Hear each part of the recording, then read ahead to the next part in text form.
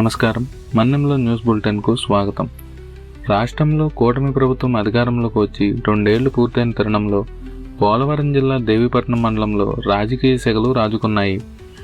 ఎన్నికల ముందు ఇచ్చిన సూపర్ 6 హామీలను అమలు చేయడంలో చంద్రబాబు నాయుడు ప్రభుత్వం పూర్తిగా విఫలమైందంటూ వైఎస్ఆర్ కాంగ్రెస్ పార్టీ శ్రేణులు నిరసన గళం విప్పాయి. స్థానిక మాజీ ఎమ్మెల్యే ధనలక్ష్మి నేతృత్వంలో చంద్రబాబు వెన్నుపోటుకు 2 ఏళ్లు పేరుతో వైసీపీ శ్రేణులు రోడ్డుపైకి వచ్చాయి. ఈ నిరసన ప్రదర్శనలో వందలాది మంది వైసీపీ నాయకులు, కార్యకర్తలు, మహిళలు మరియు స్థానిక రైతులు పెద్ద సంఖ్యలో పాల్గొని కూటమి ప్రభుత్వానికి వ్యతిరేకంగా దిక్కులు పెక్కటిల్లేలా నినాదాలు చేశారు.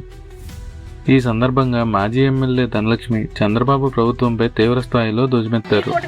నాయకులు అలాగే ప్రతి అక్క చెల్లెమ్మలు కూడా 40 ఏళ్ళు దాటిన వాళ్ళకి 18,000 రూపాయలు చెప్పిన ఆర్థిక సహాయం చేస్తుంటే రాష్ట్రం అప్పులు పాలైపోతుందని చెప్పినటువంటి దుష్ప్రచారం చేసినటువంటి ఈ నాయకులు 2024 ఎన్నికల్లో ఇంతకంటే ఎక్కువ పథకాలు ఇస్తామని చెప్పేసి తప్పుడు హామీలు ఇచ్చి జగన్ గారు ఇచ్చే పథకాలకే రాష్ట్రం నాశనమైపోతుందని చెప్పిన వాళ్ళు మళ్ళీ 24 ఎన్నికలు అంతకంటే ఎక్కువ పథకాలు ఇస్తామని చెప్పేసి తప్పుడు హామీలు ఇచ్చి ఈరోజు గవర్నమెంట్ 24లో ఫామ్ చేసిన తర్వాత ఈ 2 సంవత్సరాల తర్వాత కూడా సంక్షేమం ఏ పరిస్థితుల్లో కూడా అందలేటువంటి పరిస్థితి.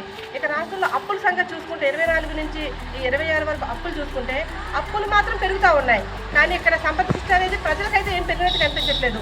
కూటమి నాయకుల్లో మాత్రమే సంపద సృష్టి అనేది కనిపిస్తుంది. దానికోసం ప్రజల మీద పన్నుల భారాలు మోపడం కానివ్వండి, నిత్యావసర సరుకుల పెంపు కానివ్వండి, లేకపోతే ఇతర సంక్షేమ పథకాలు అందకపోవడం కానివ్వండి, రాష్ట్రంలో అభివృద్ధి కానివ్వండి, ఏమీ లేనటువంటి పరిస్థితులు ఈరోజు రాష్ట్రంలో ప్రజలందరూ కూడా చూస్తూ ఉన్నారు.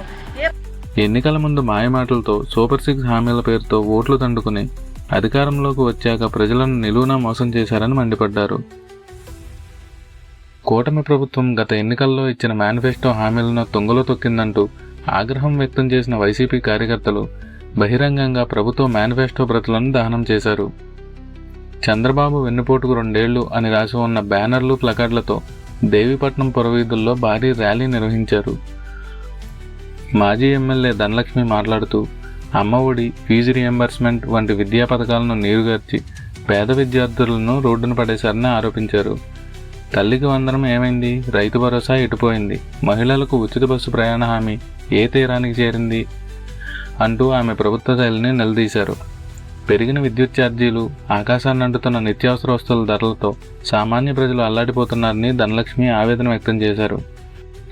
ఎప్పటికైనా ప్రభుత్వం ఇచ్చిన మాట ప్రకారం అన్ని హామీలను వెంటనే అమలు చేయాలని, లేని పక్షంలో వైఎస్ఆర్ కాంగ్రెస్ పార్టీ ఆధ్వర్యంలో మన్నెం ప్రాంతంలో ఆందోళనను మరింత ఉధృతం చేస్తామని ఆమె హెచ్చరించారు.